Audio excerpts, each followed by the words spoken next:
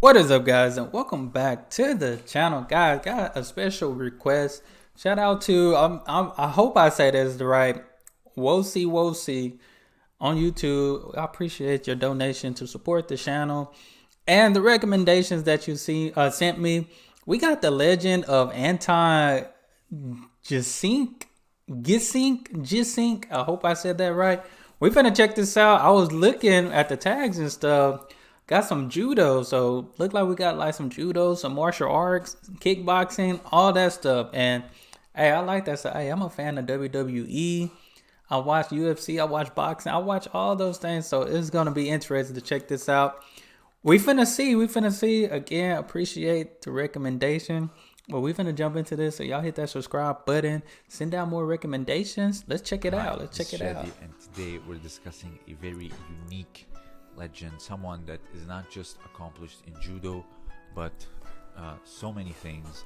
And a lot of people know him for his judo.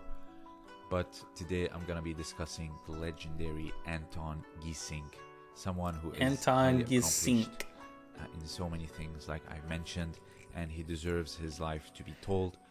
And hey, that's respect right there, you know. He is a first generation Olympian. I've talked about Isao Okano and Isao Inokuma, and it is inevitable to talk about Anton Geesink. Dang, that's great. I just finished watching Cobra Kai, so Johannes Geesink in the city of Utrecht in Netherlands on April 6th. Okay, from Utrecht. 1934. He was a 10th dan judoka, an IGF 10th dan, not a Kodokan 10th dan, and he was the first non-Japanese to win a world championship, and also being the first to win the Olympic Games as a judoka, or the first that's Olympic dope. Games where judo was participating. He was almost 2 meters tall, or 198 centimeters tall, 6'6" at 120 kilograms.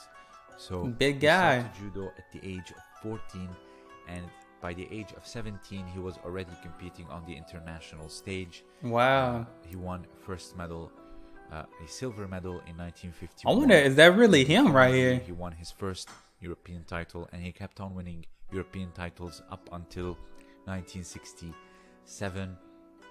So in 1956 he participated in the World Championship, and he was eliminated by Yoshihiko Yoshimatsu in the semifinals. And in 1961, wow, he was back then a 5th dan judoka. He became the first non-Japanese world champion, defeating Koji Sone, who was he himself a world champion. And man, this is some major history in this sport, because my guy talking about like the 1950s and 60s, but this is crazy. Was he himself this guy is huge though. World champion and also an all Japan champion. So dang, that's dope. It was a great feat of accomplishment to defeat a Japanese and also becoming a world champion. So he kept on doing this even in the 1964 Olympic Games. He was in the open weight. Back then there were only 4 categories. You had the light, middle, heavy, and open. The light meaning the 68 category, the middleweight was the 80 kilogram category, and the heavy was the plus 80 kilograms, and you had the open weight where anyone from any weight can compete. So that's dope. all the weight divisions, the light, middle, heavy, they were won by Japanese, except the open weight, which was won by Anton Geesink, defeating Akio Kaminaga. So Japan was planning on taking all 4 Olympic gold medals, but Anton Geesink defeated Akio Kaminaga in front of his home crowd, which was... See, are they supposed to take him down, or what are they supposed to do? The World Championships and the Olympic Games, and he was not finished. In 1965 he won the world title, and up until 1967 he won the European title, and he quit competitive judo. So he was one of the few many that won the 10th dan, or awarded the 10th dan, the Judan, by the IGF. The Kodokan only awarded Japanese. Man, he won a lot of things. I wonder if, I don't know. I'm doubting. He's probably not alive still, or if he is super old. But I want to know, like, is there like any monuments or anything like when it comes to judo and stuff for this guy, or is his records are were they recorded in the The record books and IGF, stuff? the Kodokan only awarded Japanese the 10th dan. There are still only 3 living 10th dan from the Kodokan, which are Toshiro Daigo, Ichiro Abe, Yoshimi Osawa. Oh, Anton Geesink passed away, I believe, 10 years ago. So, okay. I don't know when this video was anyone made, who but has a 10th dan who is not Japanese is not a Kodokan red belt. So, after that, he went on to professional wrestling, where the real money is. So, All right. 1973, the All Japan Pro Wrestling owner invited him to train and participate, and he Oh, trained that's with dope. people like Dory Funk Jr. and Terry Funk. Okay, I And, know the he Funk Brothers. Worked there from 1973 till 1978. But he was very popular That's because dope. of his height and his weight. So he was very charismatic in terms of being a professional wrestler. So not only he was a professional wrestler and a judoka, but also he authored books and also was Nice. an actor. So in 1962, back when he was still competing in judo and being a world champion, in 1961 he played a detective in the Dutch film Rififi in Amsterdam, and in 1965 he played the role of Samson in the film Gideon and Samson, Great Leaders of the Bible. So Oh, I that's don't know if you dope. remember this, but around the Easter time when I was a child, they would Man, play this all guy these, did a lot. old biblical movies, and I remember watching Gideon and Samson, but I had no idea that this was Anton Geesink himself, the world champion and future Olympic champion. So it's very cool as a side That note. is very cool. He also published several books on judo, both in Dutch and English.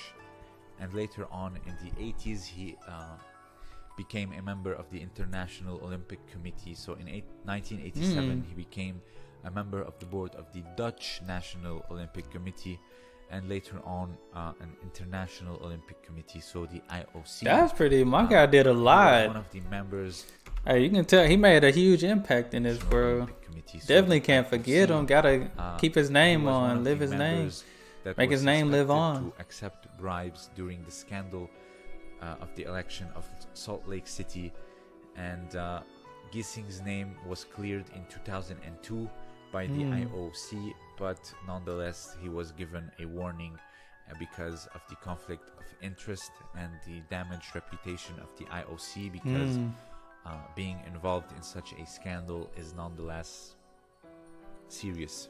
So he continued to work in the IOC up until the day he died in 2010. So Oh, nah, he died in he 2010. passed away in his town of birth. He left a wife and his daughter, 2 daughters and 1 son. So a man that, like I said, accomplished so many things, not just in judo. He did. Back then, being so dominated by the Japanese, winning both a world title and Olympic Games is not something small. There were only 4 categories, and he won the Open and also the world title, defeating the Japanese and being awarded the 10th dan. So, nonetheless, a legend in judo, pro wrestling, an author, and also an actor. So, we need more people like him, being very much Facts, active for in so many sure. fields. And because I believe that if you are talented in so many things, your judo, first of all, will be far more refined than someone who is just strong, and also Yeah. you can contribute a lot to the world of the arts and also sports and just being a role model in general. And Anton Geesink was nothing short of that. Dang, Now, that is. I don't know that's about special. the whole bribe thing, whether it was true or not, but his name was cleared after all. But they issued As him long the as his warning name got because cleared. simply of the damaged reputation, not because he paid his way out or anything, but because the damage was already done, but nonetheless his name was cleared. So I believe That's that he real was good. the incredibly influential person in so many aspects, and he deserves his own video.